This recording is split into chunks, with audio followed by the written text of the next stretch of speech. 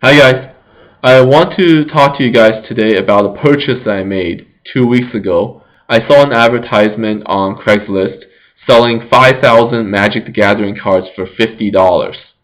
And I thought it was a good speculative buy at the time because the guy said he had cards going all the way back to Revised Edition and that he really hasn't had time to sort through anything and he just wants to get rid of everything in one shot. And given that it was an average 1 cent per card, I thought, hey, even if there are not a lot of rares in there or any crazy cards, I could probably still turn a few dollar profit.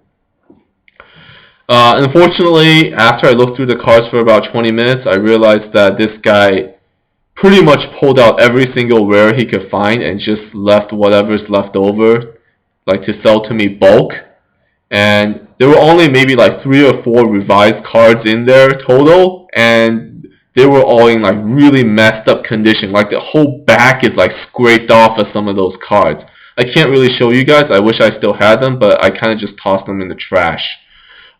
So at first I was really disappointed. I thought I was going to take a huge loss, especially since I don't really play physical Magic cards anymore. I haven't played them in like 15 years. So I have like no use for them, and then I'm like, I don't want this whole box to be sitting there in my apartment.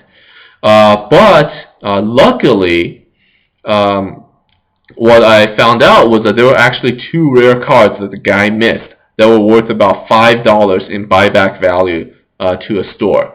And how that happened was because the manufacturer didn't start indicating the rarity of the cards until like maybe 10 years ago. And prior to that, you could not tell how rare a card is by looking at the card. You would have to search online. And basically, this guy just went through all the cards that he could tell right away were rares, but didn't realize that these 2 cards were rare because they were from really old sets. I think it was like Tempest or something. And the 2 cards were Miri's Giles.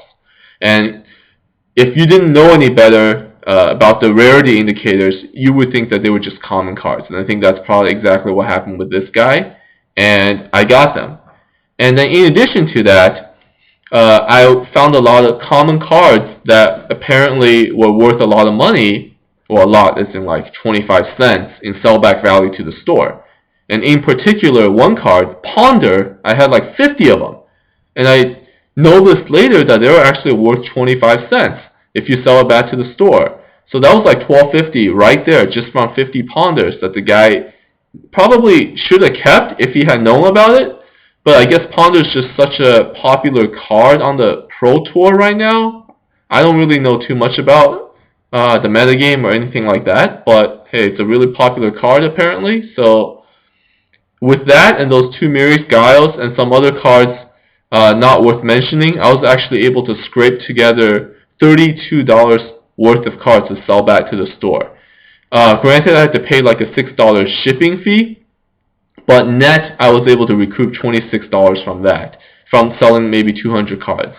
And then after that, I pieced together maybe 4,000 cards that were totally worthless and put an advertisement on Craigslist selling them for $20. And I was able to get a response almost right away, and I got rid of those within the same day. So that was another $20.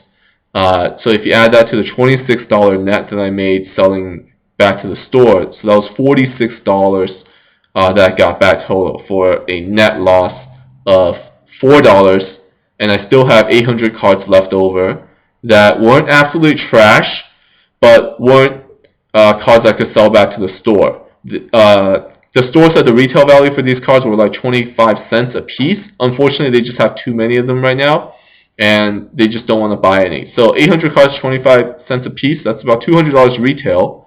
But believe it or not, I even tried to sell this on Craigslist for $10, and then I even lowered to $5, and no one wanted to buy them. So these are basically uncommon cards that kind of retail for 25 cents each, and nobody wanted to buy them even for $5 for 800 of these cards. So I'm not really sure what to do about them. I'm thinking maybe keeping the ad on Craigslist for another week to see what happens. If nothing else, then maybe I'll just give them away.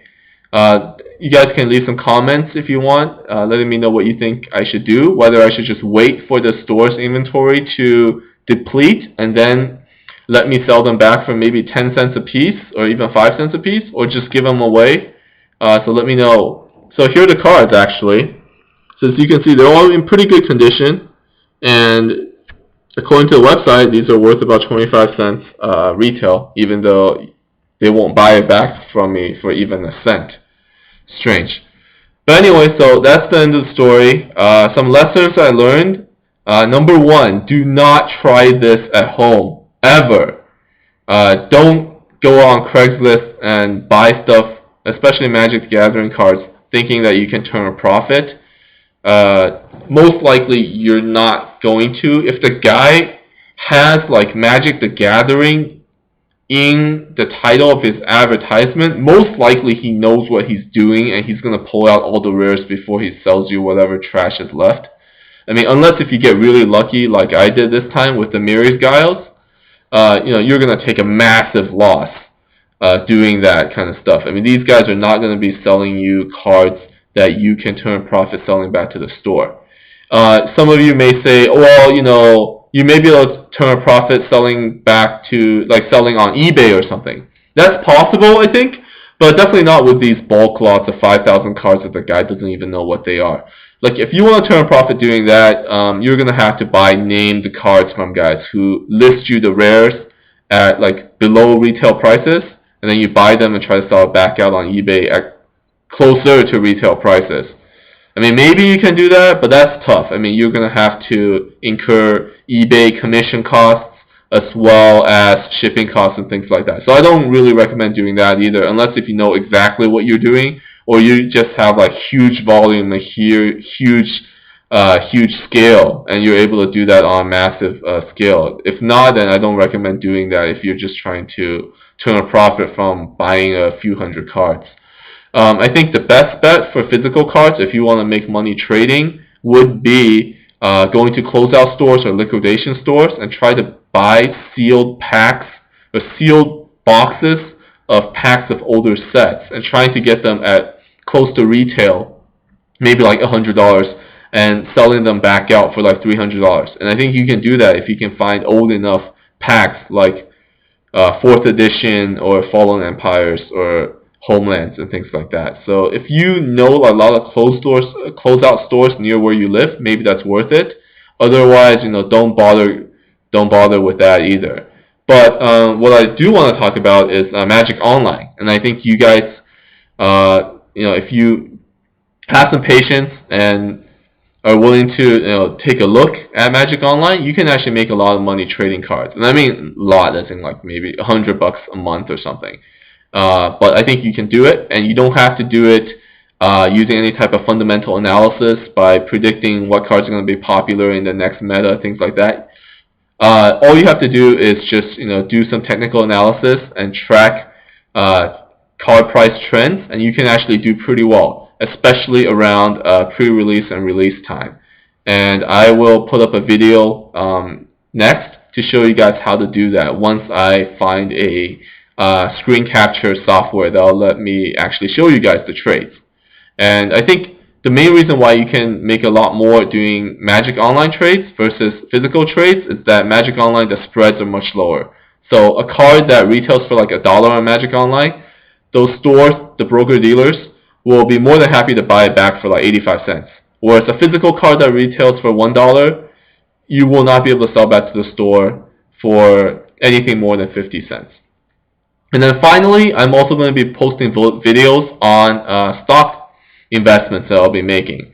So I will be buying some ETFs and planning to hold them for about a year. And I will show you guys the positions, which ones I take. And then every month I'll post an update video to show you guys how things are going. And so these are some of my high conviction ideas that I just want to buy and hold, especially since they're ETFs.